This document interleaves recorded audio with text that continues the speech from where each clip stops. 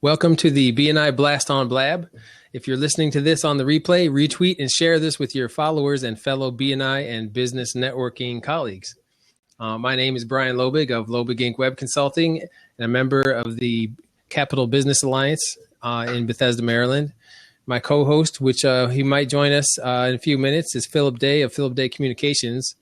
And he is the new president of the BNI Who's Who chapter in Charlottesville, Virginia. That just happened yesterday. And I'm happy to introduce and bring in with us Stephanie Lewis. She is a business coach with the Entrepreneur Source and is a member of BNI Central Maryland's BNI Bethesda Business Chapter. She's also a regional director. Is that what it's called? The regional director? Director Control. Okay. For BNI here in Central Maryland. She coaches individuals. So that I got this off of your BNI profile. She coaches individuals who are considering self-employment as a career alternative and want to explore the possibilities. And then she says at no cost or obligation. Mm-hmm. So fill in any gaps from that little intro, Stephanie, and share something personal about yourself. Oh, thank you very much for having me today, Brian. This is a new experience for me. I spent 29 years in corporate America, and after 29 years, decided I didn't want to do that anymore. But what I really, really liked to do was to coach and counsel and help people. And I was a regional sales director for GlaxoSmithKline Pharmaceuticals, and did a lot of coaching and counseling at the time.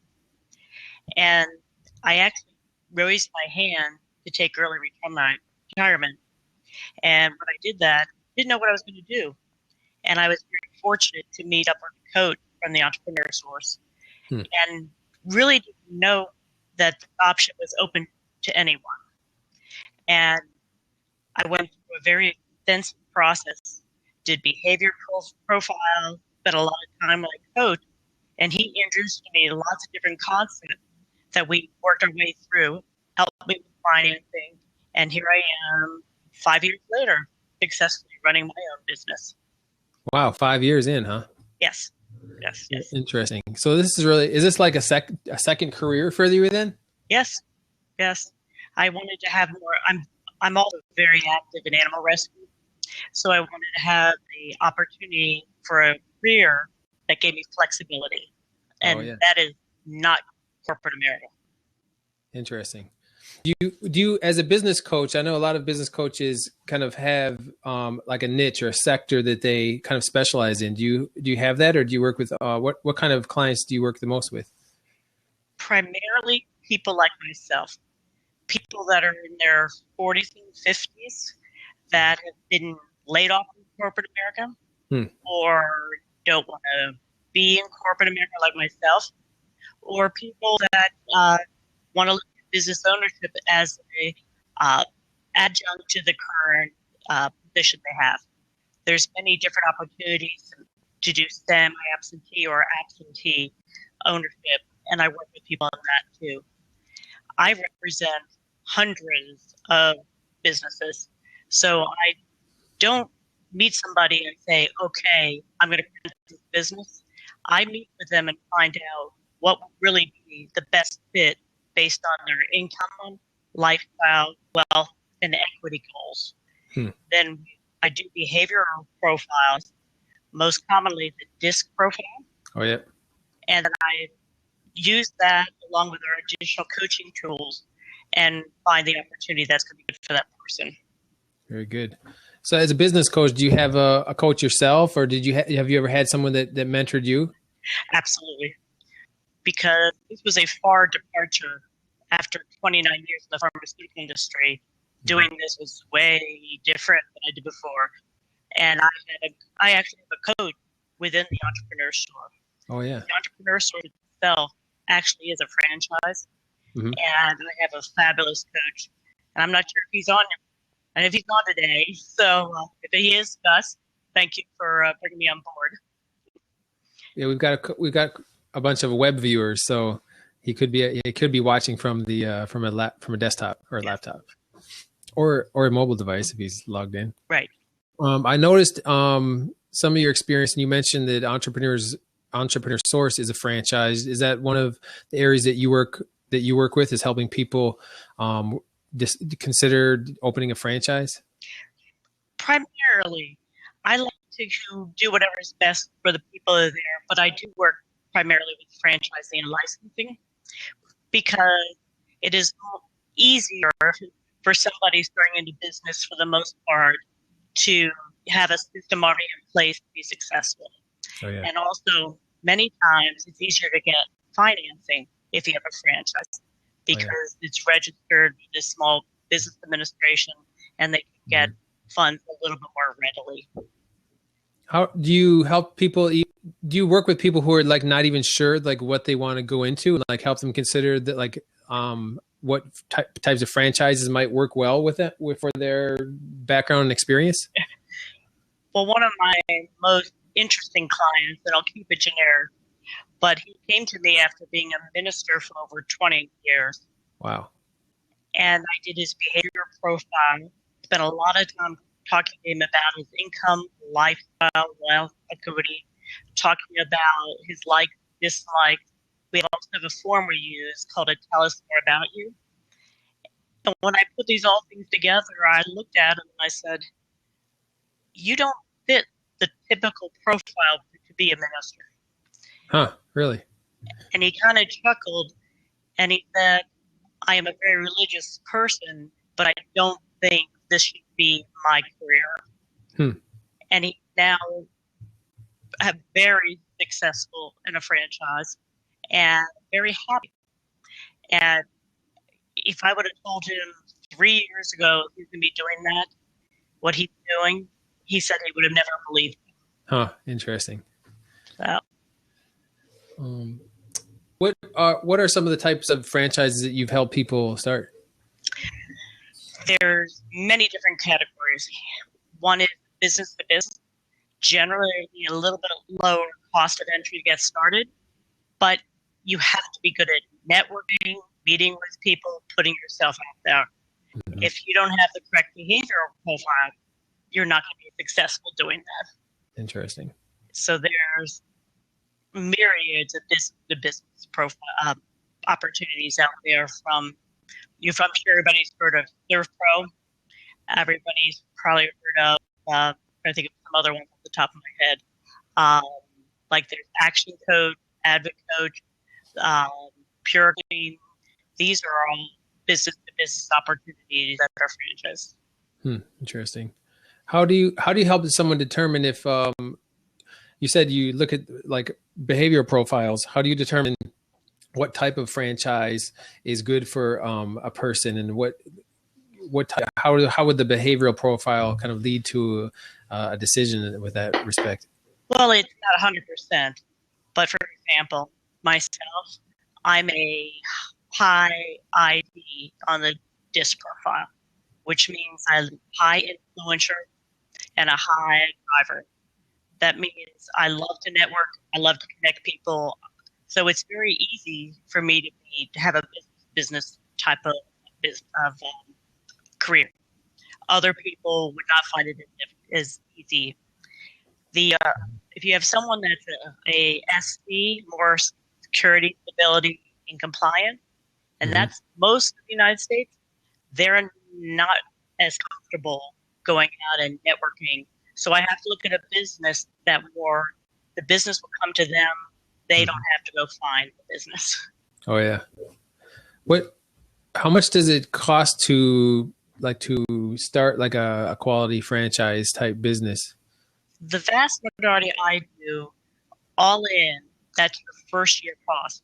We're talking about your franchise fee, your training, everything you need to be the first year is around $80,000. Huh. Interesting. But there are things as little as $20,000.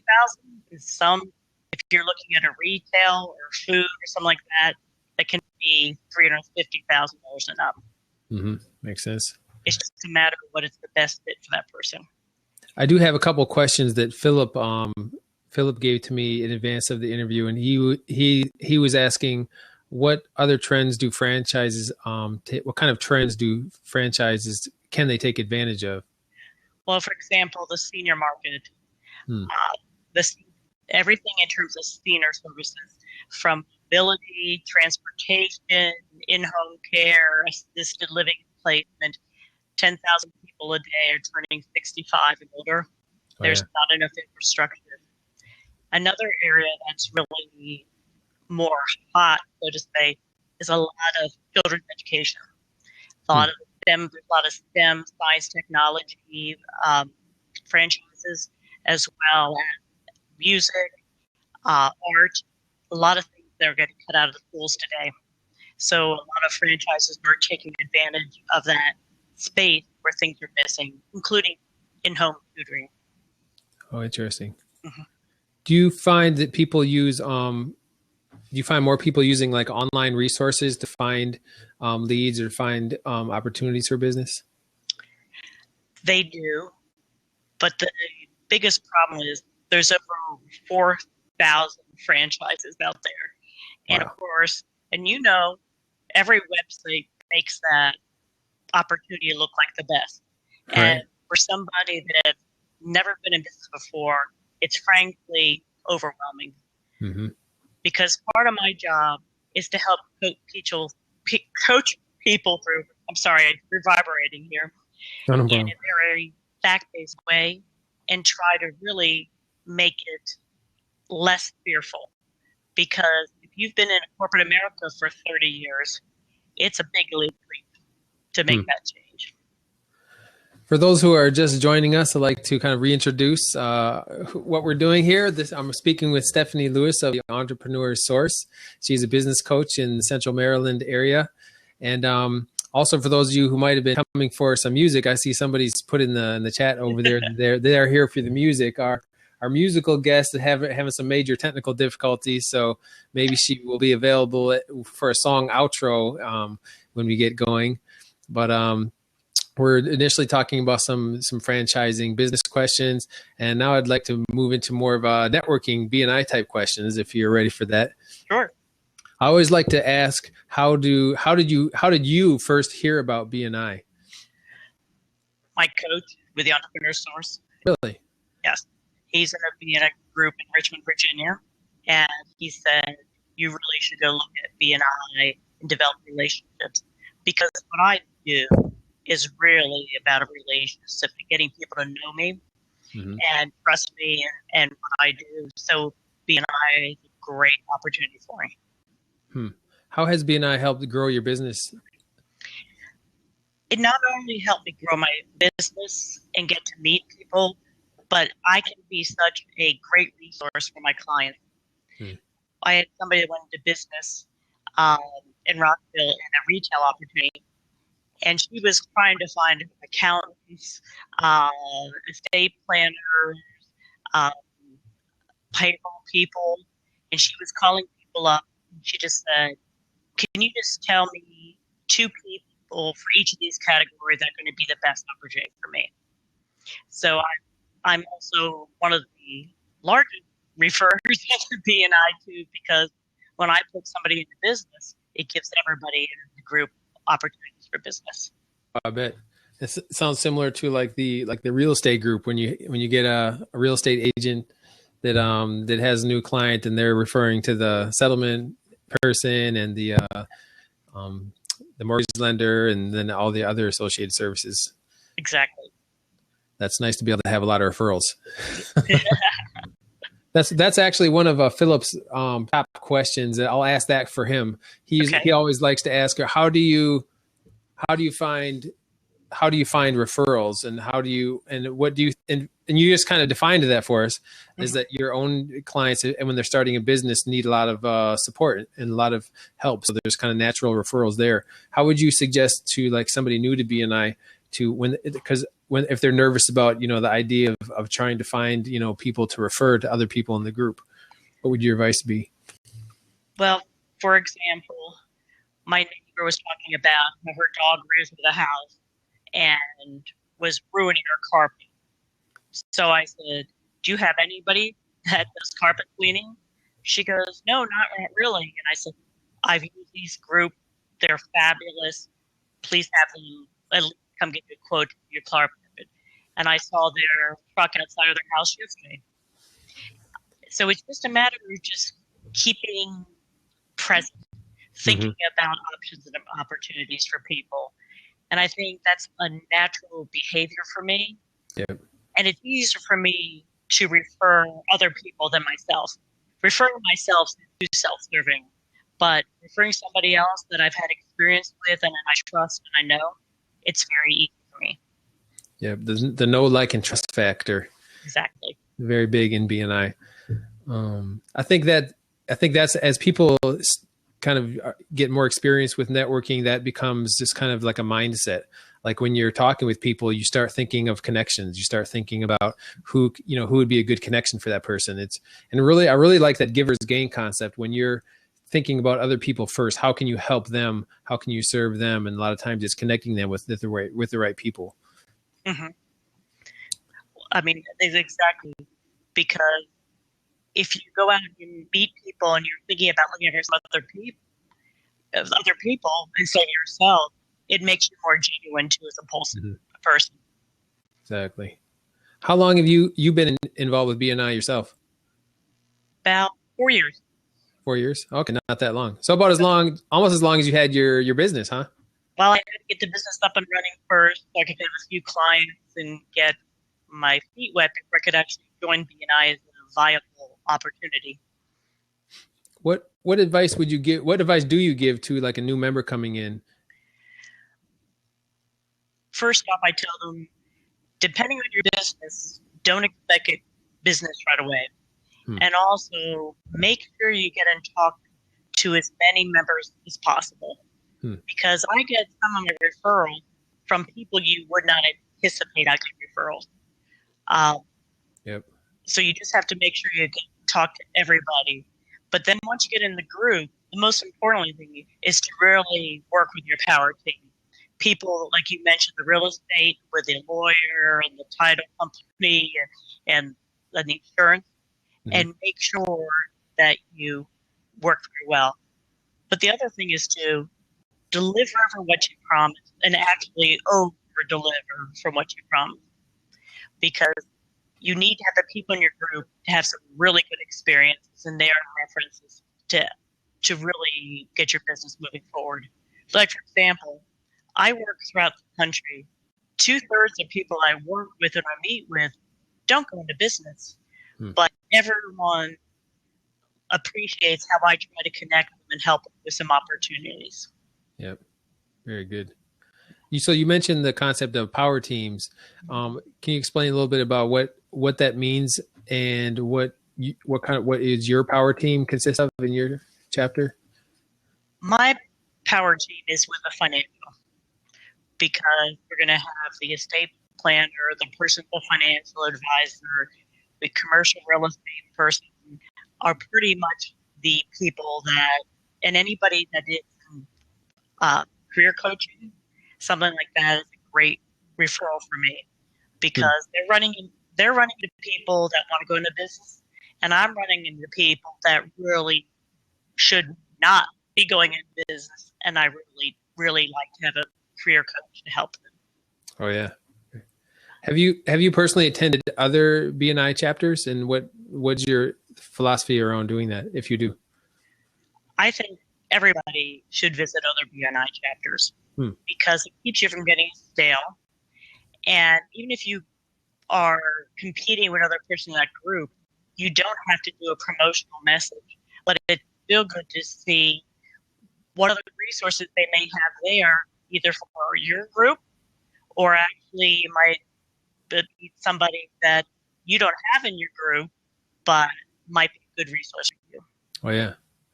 How do you are you kind of strategic about which ones you decide to go visit, or how do you decide that? Well, I have 4 chapters assigned to me as a director consultant, so I'm always with those 4 groups. And the rest of the time is really people that I meet and ask me to please come by and talk to them and meet with them. So that's probably how I choose. But between my group and 4 others keeps me kind of busy, because I still have to run a business and I still have to rescue animals. Right, exactly. Huh. What is do you have anything kind of innovative that you've seen in one of the chapters, maybe your own, that you feel is kind of like a really good practice or something that other chapters should consider? I know there's a very traditional framework for BNIs, with how we introduce people and kind of do our 30-second or minute commercial. But I know there's variations among different chapters. I have to think about that one. I'm literally scratching my head. I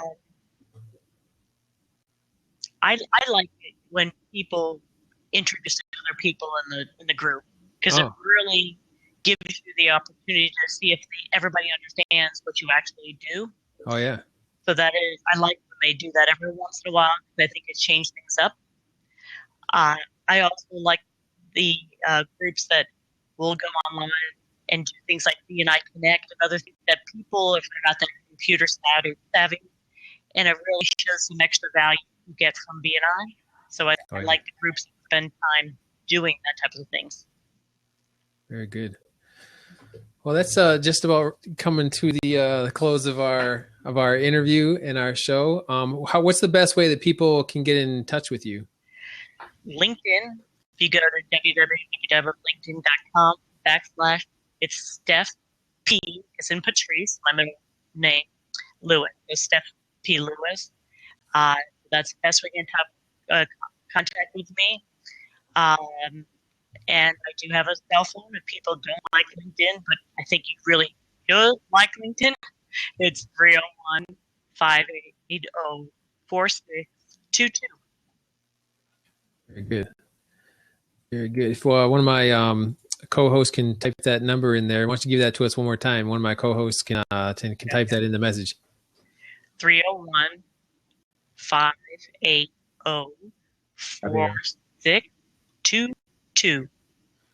622. Okay. Somebody gets that. I had your LinkedIn profile pulled up, so I put that link in there right away. Oh, great. It looks like our musical person is still not able to join us, so we'll have to bring her on next week for an intro and outro. We can give her double coverage next week.